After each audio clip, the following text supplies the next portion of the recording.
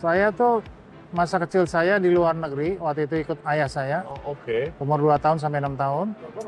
Kemudian saya kembali di sini tahun 69. Supaya nggak dibilang belagu, kita kan prospek. Mungkin belum jadi tapi udah kelihatan gitu ya. Jadi cukup bijak juga sebagai anak muda waktu itu ya, cari kata yang aman. Masih prospek kok, tapi nggak apa-apa kan gitu ya. Siapa sangka anak kemarin sore menjadi tokoh-tokoh zaman sekarang. Kita sendiri nggak membayangkan orang anak kemarin sore kok. Pada saat itu juga tidak terbayangkan ya? Enggak, kita nggak punya bayangan bisa begini gitu. Saya lulus 87. Kalau di tahun-tahun itu ya nggak ada kepikiran buka studio cepet-cepet. Oh, karena? Ya memang nature-nya begitu, kita cari kerja. Sebagai orang yang baru lulus 3 tahun, waktu itu masih bertanya-tanya mengenai arsitektur itu, buat saya pribadi itu apa. Kita nggak bicara mengenai seeing, walaupun kita seeing juga kan. Tapi bukan utamanya seeing. Seeing juga experience, tapi levelnya yang belum sublime. Belum transcendental gitu. Kita lagi naik mobil berdua, terus si Sony bilang, itu kerjaannya Frank Gehry itu. Oh ya. Udah mulai begitu.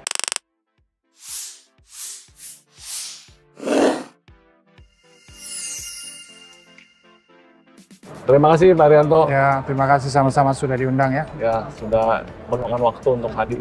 Oke. Bagaimana karir awal seorang Pak Rianto PH ini sampai ada sekarang ini tuh gimana sih sebenarnya? Oke. Saya tarik ke belakang yang saya rasa relevan ya. Ya.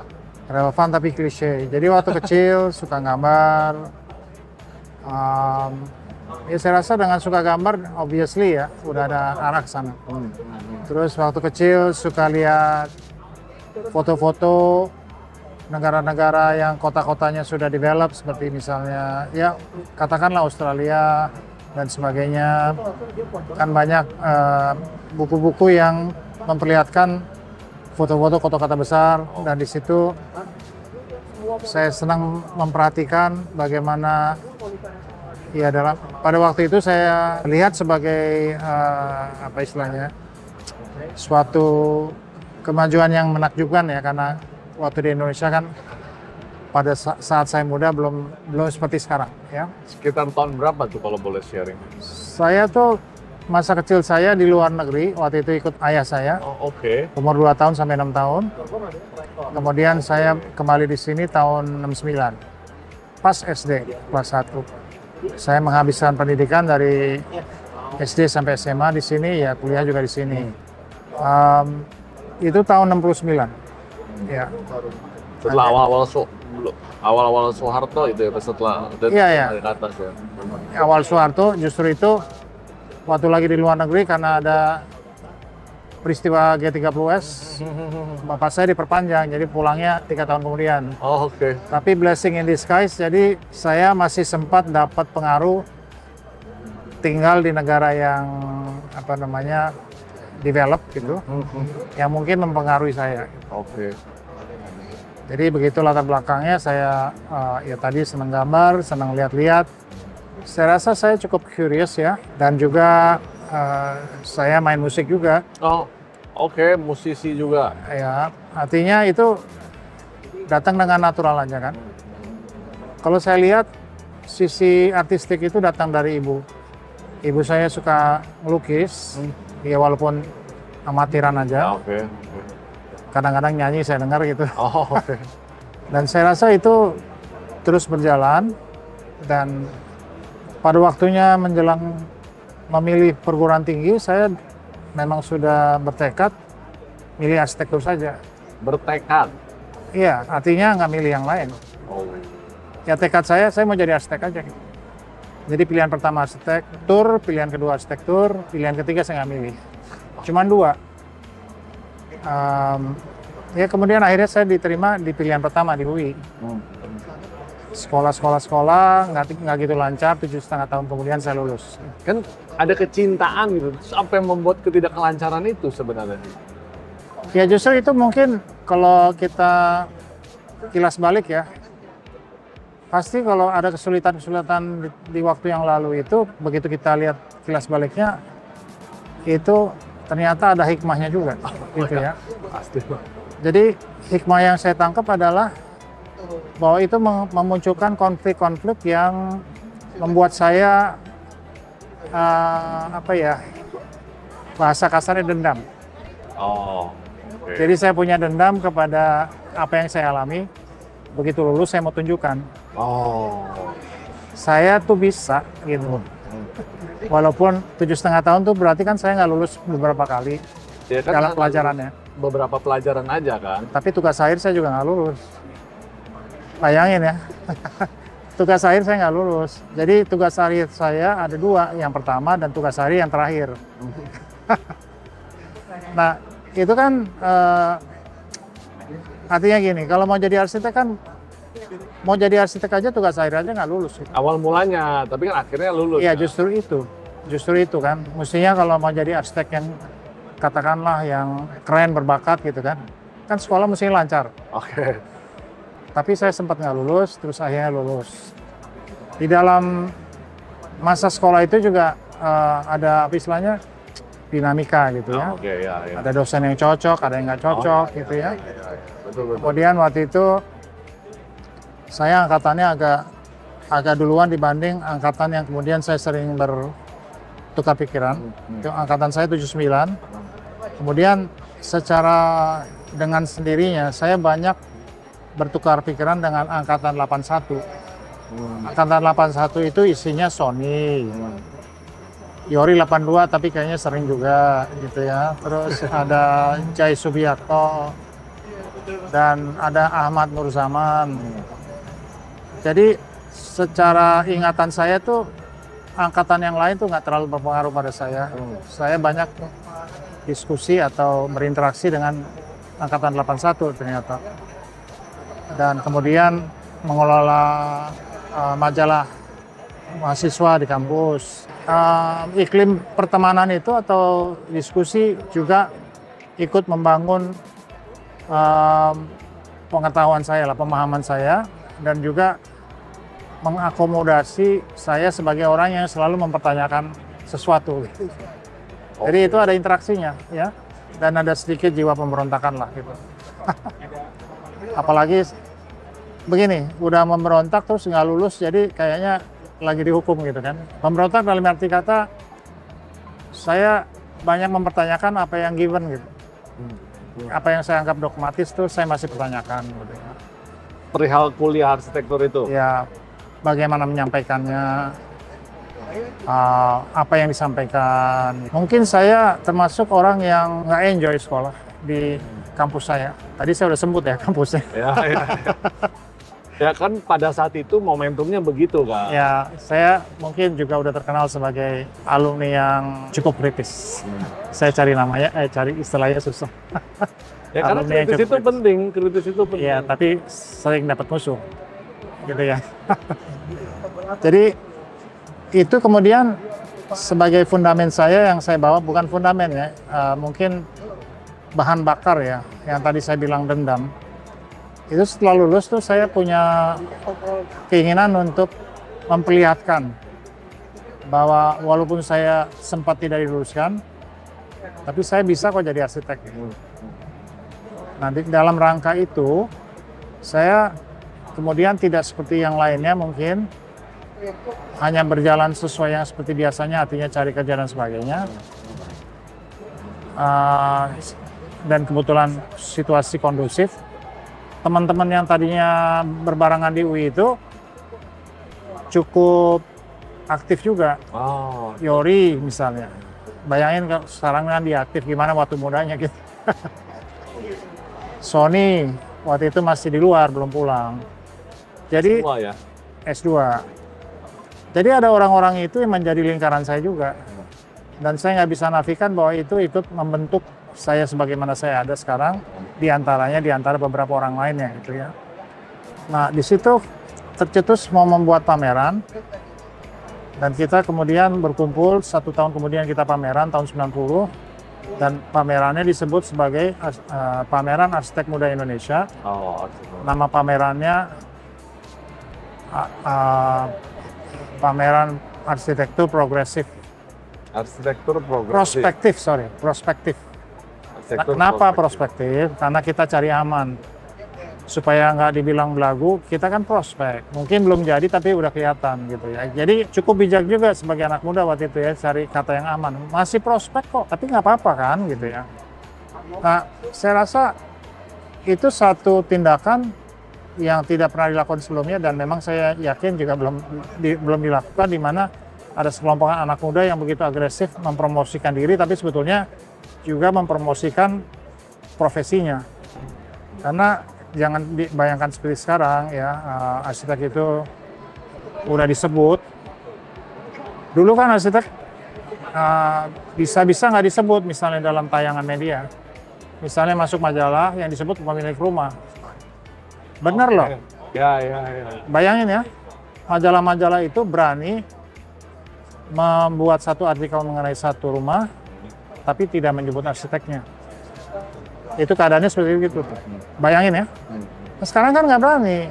Ya. Mereka tergantung dari arsitek, karena arsitek udah menjadi tokoh gitu kan. Tidak terjadi begitu saja. Oh. Mesti dikondisikan kan. Saya rasa apa yang dilakukan oleh teman-teman AMI itu ikut mendobrak itu. Untuk Kita dengan siapa? kita dengan sombongnya bilang kamu butuh kita gitu. Nggak boleh apa istilahnya tidak disebut. Mesti dihargai gitu ya. Dan akhirnya kemudian media lama-lama memahami atau akhirnya memaklumi bahwa memang arsitek mesti disebut gitu. Misalnya kan begitu ya. Itu antara lain salah satunya. Pada waktu itu kami merasa arsitek itu belum menjadi mainstream dalam masyarakat. Nah, itu yang mau kita lakukan gitu. Di samping ya side effect-nya kita belajar sama-sama secara tidak sengaja kan. Kan kejam tuh pembicaraan di dalam tuh. Kejam juga. Dan itu menjadi, kalau istilahnya, cawah candra di muka, ya, ditempa. Oh, oke. Dan nggak ada ijazahnya, nggak ada.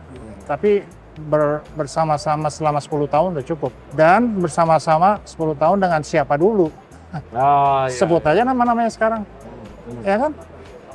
10 tahun dengan nama-nama tersebut. Apa nggak menjadi tertempa gitu. Saling menempa. Nah, saling menempa ya. Dan itu kecelakaan sejarah, nggak bisa disengaja. Siapa sangka anak kemarin sore menjadi tokoh-tokoh zaman sekarang.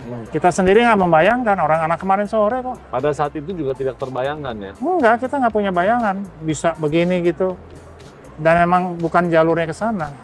Kita cuma ingin mendudukan profesi arsitek di masyarakat secara informal, bukan melewati asosiasi. Kan kalau dulu anak-anak seperti saya dan teman-teman itu merasa asosiasi itu terlalu istilahnya apa ya, lebam ya, mager gitu, kurang lincah. Kita yang lincah-lincah ini pengen lebih cepat gitu. Jadi sempat dimusuhin, sempat katanya jangan gitu dong, nanti rebutan sponsor gitu. Itu fakta sejarah. Oke. Urusannya rebutan sponsor. Nah, saya keluar dari situasi seperti itu. Dalam arti saya muncul dari situasi seperti itu. Jadi itu kan berarti 90 sampai 2000 itu saya lulus 87. Jadi itu saya lalui setelah 13 tahun saya lulus. Dan boleh dibilang tahun 2000 secara informal adalah saat dimana kita mulai nggak bersama lagi. Karena sudah kesibukan masing-masing. Udah nggak relevan saya rasa. Oh, udah nggak relevan. Iya, karena relevansinya udah nggak ada. Kita kan waktu kumpul itu menghimpun tenaga, membuat satu satu gerakan atau apa, membuat kehebohan lah ya. Kalau sudah terdengar ya nggak ada relevansinya lagi, dan masing-masing udah terdengar gitu, udah punya jalurnya masing-masing, ya pasti udah nggak relevan lagi. Jadi kita berjalan bersama-sama, sekarang tinggal menjadi WA Group aja dan nggak ngomongin arsitektur. Oke. Ya, akhir yang menyedihkan. Kan sekarang kan belum tentu akan begitu pada besok kan. Ya, sekarang adalah sekarang, besok mungkin bisa berubah juga kan anyway kan. Saya rasa sekarang yang masih dibicarakan dengan teman-teman adalah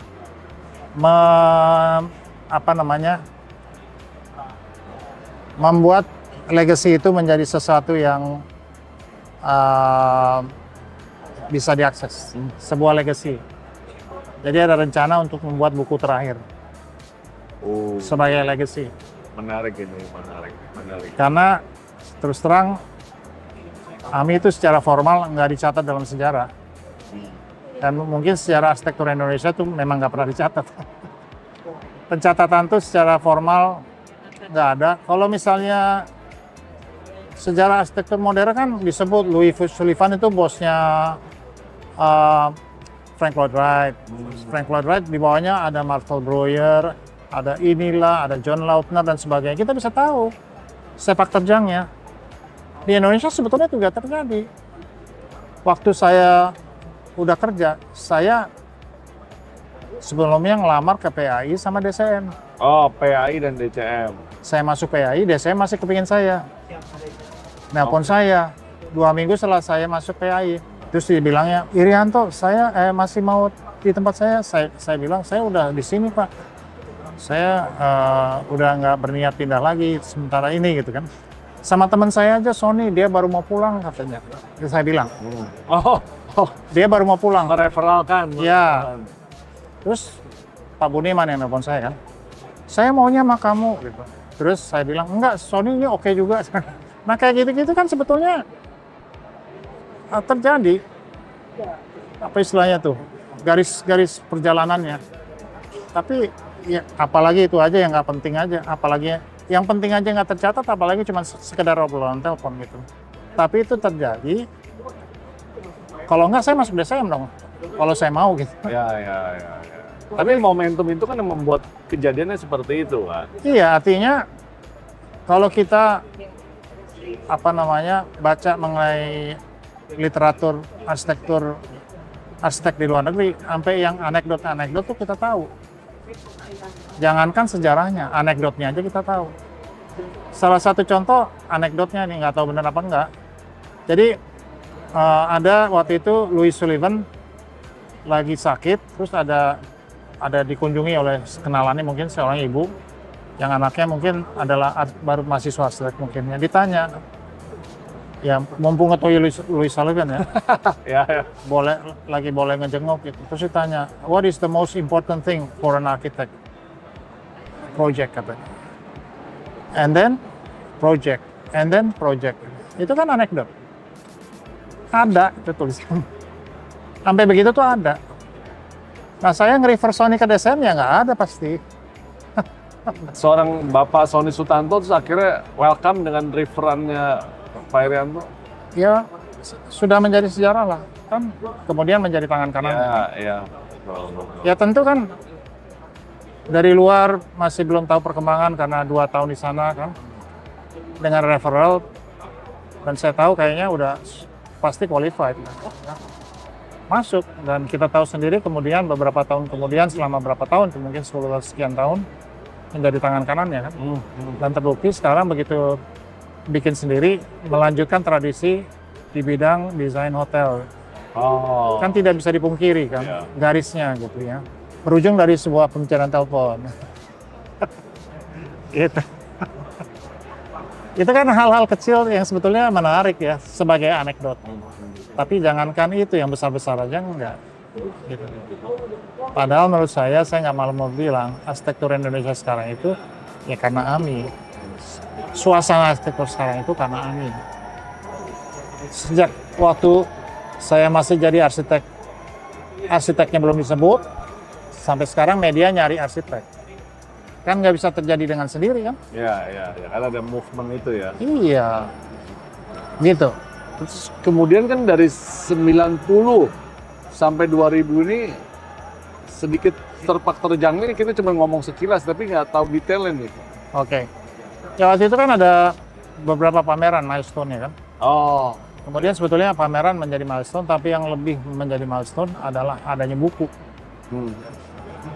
Buku yang pertama, yang boleh disebut sebagai pertama, itu adalah buku tahun 96 keluarnya, yang ditulis penjelajahan 1990 sampai 1995. Dan saya rasa juga menjadi sebuah buku pertama yang dikeluarkan oleh kumpulan anak muda yang memperlihatkan atau menampilkan karyanya, di mana masa itu mungkin belum ada contoh dan mungkin masih sungkan atau dianggap nggak pantas gitu. Jadi begitu kita membukukannya itu satu langkah mendobrak ketiadaan buku lah mengenai arsitektur secara langsung atau secara langsung mengenalkan arsiteknya. Jadi kita mengenalkan diri secara langsung artinya secara mandiri tanpa publisher, tanpa apa, kerjain aja semua sendiri. Kemudian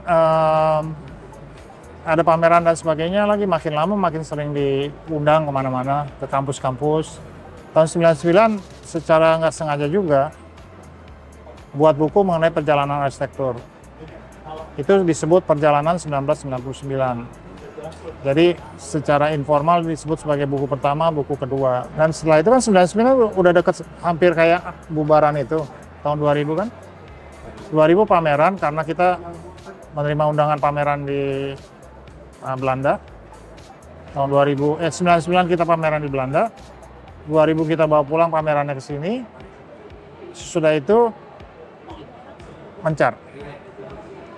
Nah, kemudian yang tadi saya sebut mau ngeluarin buku. Kalau dilihat secara fisik, buku pertama tuh dominan biru, ada awan. Oh iya. Buku kedua adalah buku yang hitam. Ya. Ini buku putih. Oh. Judulnya Permulaan. Yang mana nih? Buku putih. Yang belum keluar? Iya, jadi seperti Star Trek. Gini, tapi yang terakhir menjadi yang awal menjadi terakhir. Permulaan. Jadi permulaan itu 1989-1990. Gongnya. Habis itu udah nggak usah ada yang diomongin lagi. Gitu. Tadi ada segelintir bicara soal PAI. Nah, setelah dari PAI berapa lama tuh sampai terjadinya Antara yang banyak orang suka kenal ini, juga mengapa Antara nih? Saya lulus 87. Kalau di tahun-tahun itu ya nggak ada kepikiran buka studio cepet-cepet. Oh, karena? Ya memang nature-nya begitu, kita cari kerja. Oh, pengalaman dulu yang di... Dan memang kayaknya nggak memungkinkan, dalam arti nggak seperti sekarang. Anak-anak muda begitu lulus langsung cari kerja melalui medsos misalnya kan. Dengan program-program yang bisa memperlihatkan karya-karyanya secara canggih dan sebagainya. Kan dulu sangat manual dan sangat terbatas gitu ya. Jadi nggak seperti sekarang. Kita waktu lulus itu ya udah cari kerja. Sebagian besar ya. Saya cari kerja, sebetulnya saya nggak cari kerja. Saya dapat referensi dari orang tua saya ke kenalannya dengan malu-malu. Ya saya kerja di situ 2,5 tahun, berarti menjelang 90 ya. Tapi di situ pun saya beruntung karena saya sempat mendesain 2 bangunan, 2 karya yang terbangun di dalam waktu 2 tahun saja gitu ya. Menurut saya suatu blessing. Tapi kemudian di kantor tersebut ada goyangan finansial waktu itu, situasinya kurang menyenangkan. Saya buru-buru cari tempat, sempat mampir dulu ke sebuah kantor developer karena saya belum dapat balasan dari PAI dan DCM. Saya ngirim lamaran secara sengaja hanya ke 2 tempat, PAI dan DCM. Karena itu yang sudah mau dituju, memang sudah. Karena saya melihat di sebuah pameran IAI dulu, yang membuat saya tertarik adalah pamerannya PAI dan DCM. Waktu itu DCM bikin Blok M Plaza tuh ada marketnya, datang dari mungkin masih banyak campur tangan atau masih banyak direction dari luar mungkin. Ya, kalau nanti salah mungkin Pak Budiman bisa kasih tahu saya. Tapi impresif sekali itu denahnya, marketnya. Kemudian kalau PAI itu ada beberapa rendering dari apa namanya kuas manual yang ternyata merupakan langganan dari arsitek yang di Amerika itu. Itu dua-duanya stand out banget dibanding yang lain-lain. Entah waktu itu saya udah mau keluar apa enggak, tapi itu 2 yang stand out ya. Jadi dengan sendirinya waktu saya mau cari tempat, saya cuma cari 2 tempat itu. Saya kirim dua-duanya, nggak ada kabar. Karena nggak ada kabar saya mesti keluar, saya sempat mampir di developer. Nah pada saat di developer itu sudah hampir 3 bulan dan saya hampir menjadi pegawai tetap. Beberapa hari saja saya menjadi pegawai tetap. Memang udah takdir ya, dua-duanya nelpon saya. Ya, jadi kalau lihat perjalanan tuh meant to be gitu.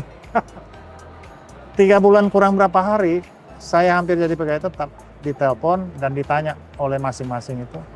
Kan di tempat masing-masing itu dua-duanya saya ada teman. Oh, oke. mewakili mereka, bos-bos mereka. Anto, lo masih mau di sini nggak? Ya iyalah gitu. Jadi saya datang ke dua-duanya, diterima dua-duanya. Kemudian entah salah satu, entah kedua-duanya, atau enggak, salah satu belum sempat ngomongin gaji, yang salah satunya tadinya mau ngomongin gaji, tapi karena mereka tahu saya masih ada apa namanya, ada gantungan dari DSM, artinya belum dikonfirm, si PAI ini nggak mau ngasih tahu offer gaji yang berapa. Kamu milih tapi jangan berdasarkan gaji, kamu pilih aja katanya gitu. Jadi digituin saya. Ya akhirnya saya juga lupa kenapa saya milih PAI, tapi saya milih PAI ya. Ya kemudian terjadilah peristiwa DSM nelpon saya 2 minggu kemudian. Gitu. Ya saya milih PAI, tanpa saya tahu gajinya, baru dikasih tahu gajinya. Nah, itulah permulaan saya di PAI tahun 1990. 90. Ya kemudian, ya kalau diterusin saya tuh resmi keluar tahun 2003, tetapi saya udah cuti setahun sebelumnya, 2002. 2003 pertengahan saya keluar, 2002 saya cuti tanpa bayar.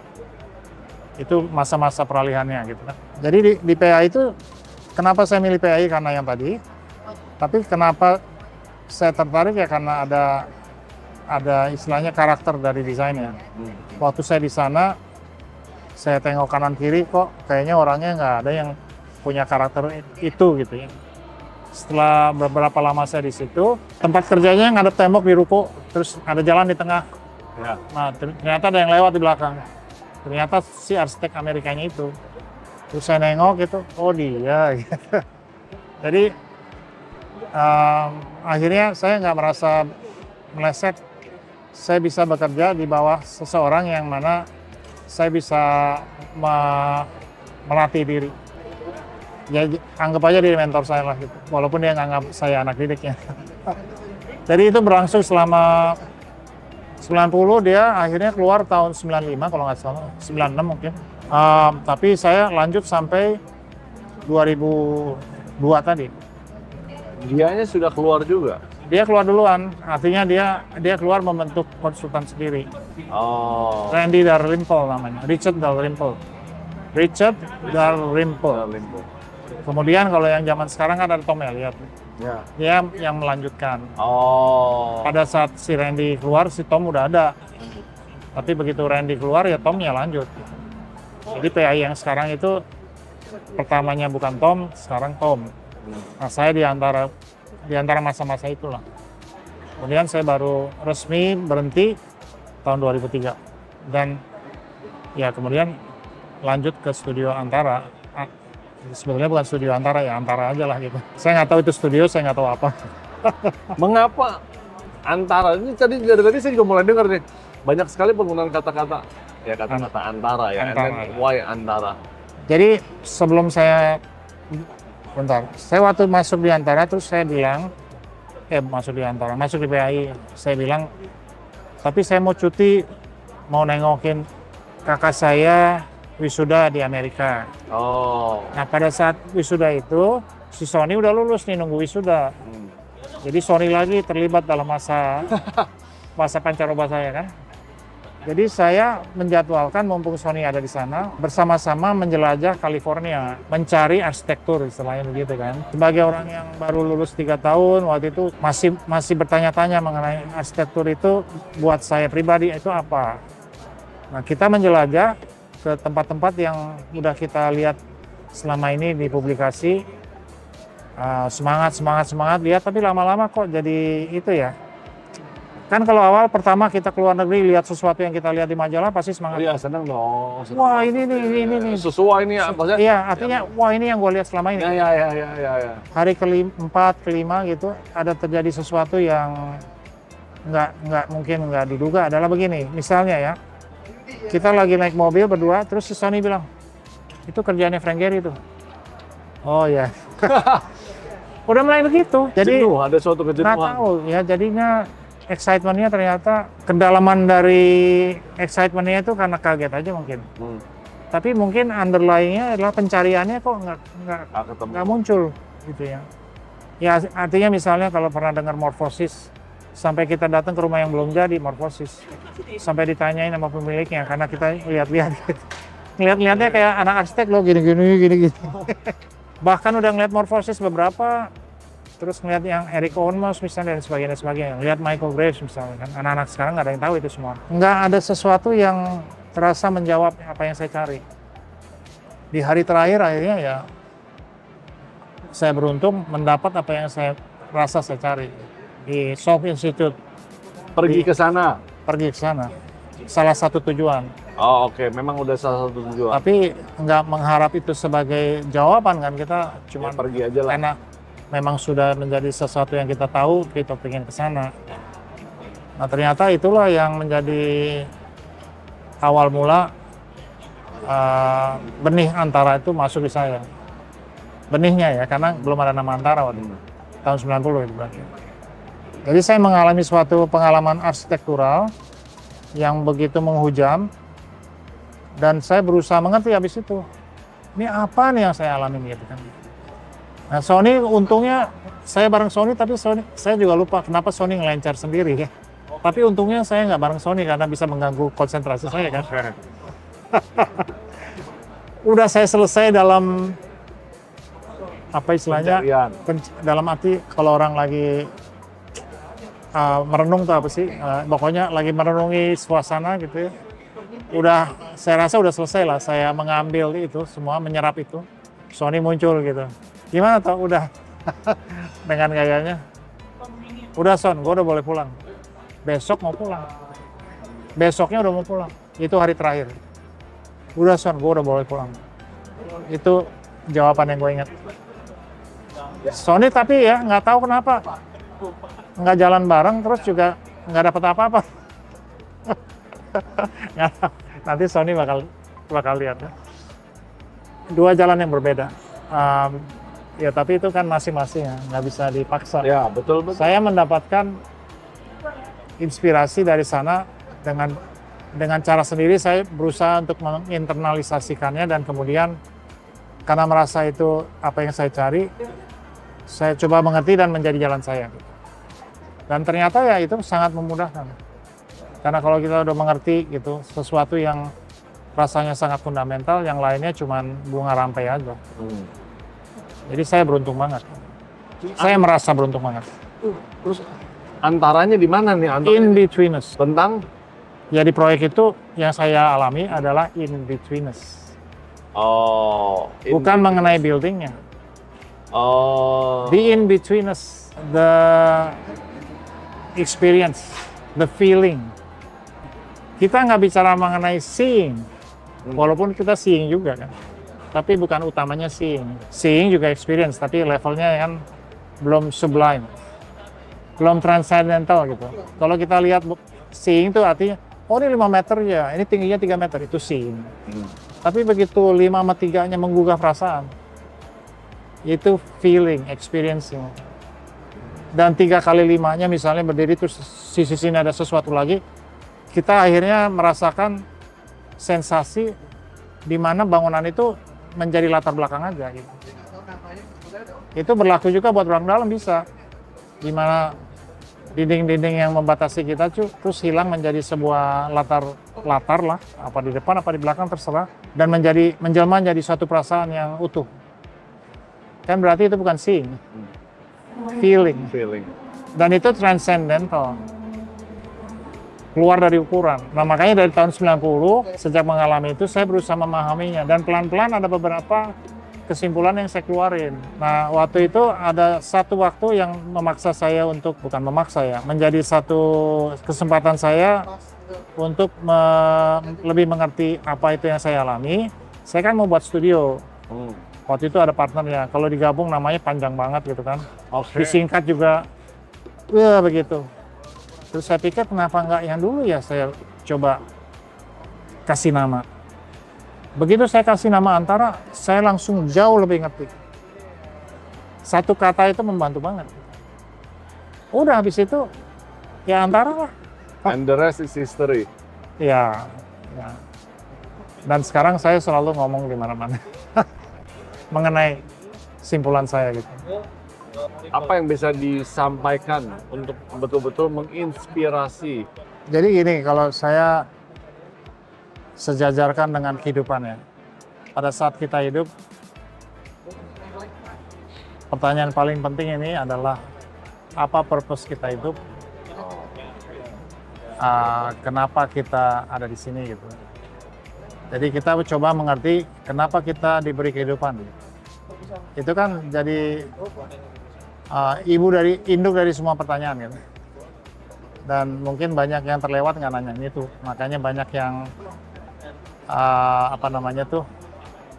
merasa kurang punya pegangan karena nggak sempat menginternalisasi atau apa istilahnya, ya pokoknya lihat ke dalam mengenai itu gitu ya. Nah, untuk arsitektur juga sebelum melangkah terlalu jauh kalau masih muda, saya merasa itu penting seperti yang saya alami gitu.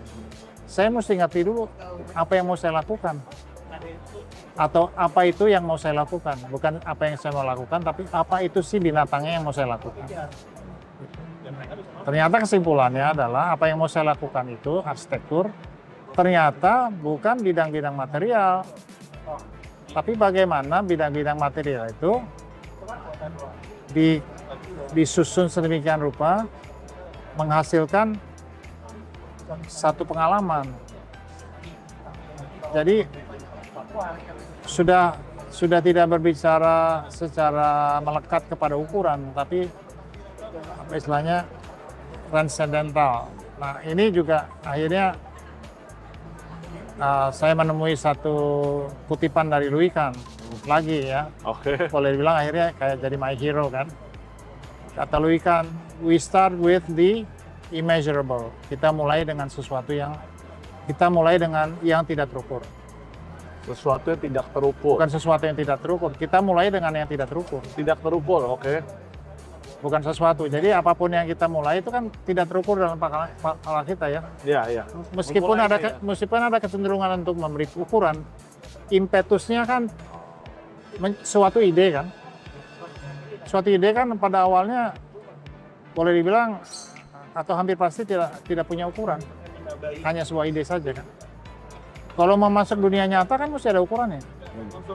Terpaksa kita mengukurnya. Masalahnya begitu kita ukur dan menjadi ukuran, kadang-kadang idenya hilang potensinya karena mengalami hambatan-hambatan dunia nyata. Jadi yang tadinya ideal dan penuh potensi, coretan pertama seorang arsitek sudah mengurangi potensi itu karena sudah berhadapan dengan realita. Coretan pertama itu sudah mengurangi, itu kenyataan. Tapi kemudian Louis Kahn melanjutkan bilang, setelah melalui yang terukur itu, arsitek harus berusaha untuk membuatnya menjadi tidak terukur lagi. Jadi walaupun kita coret dan sebagainya makin lama makin tertekan oleh beberapa forces alam nyata, bagaimana supaya kita bertahan sekuat mungkin dan bahkan akhirnya punya cara untuk meloloskan dia dari tentangan ukuran-ukuran tersebut. Menjelma menjadi sesuatu yang tidak terukur, yang susah didefinisikan pada saat mungkin orang-orang secara kebanyakan merasakannya gitu. Ya, kesimpulannya adalah bagaimana kita memenuhi keinginan klien, terutama daripada pemenuhan ego kita pribadi sebagai desainer atau arsitek. Ya, saya rasa itu salah satu poin penting di masa sekarang. Berusaha menahan diri dari kecemasan untuk tidak tampil. Dan kemudian mendengarkan permintaan-permintaan dari pemilik pemberi tugas, dan juga yang tadi saya bilang sekaligus mendengarkan apa yang diminta oleh ide kita. Lucu ya, ada pemberi tugas terus ada ide gitu. Terus di antara keduanya kita coba gabung. Jadi seolah-olah tuh ide itu adalah satu personality tersendiri. Klien kan pasti personality, ide suatu personality. Ini yang coba kita gabung. Karena kadang-kadang personality si pemberi tugas itu tidak cukup untuk memberi inspirasi yang yang menyeluruh supaya ini menjadi satu hasil yang utuh. Jadi keduanya begitu dikombin, kalau idealnya dua-duanya tuh win-win gitu, ya udahlah. Tinggal lihat kliennya senyum. Ya. Betul. Oke, terima kasih banyak Pak Irianto. Ya, terima kasih sama-sama.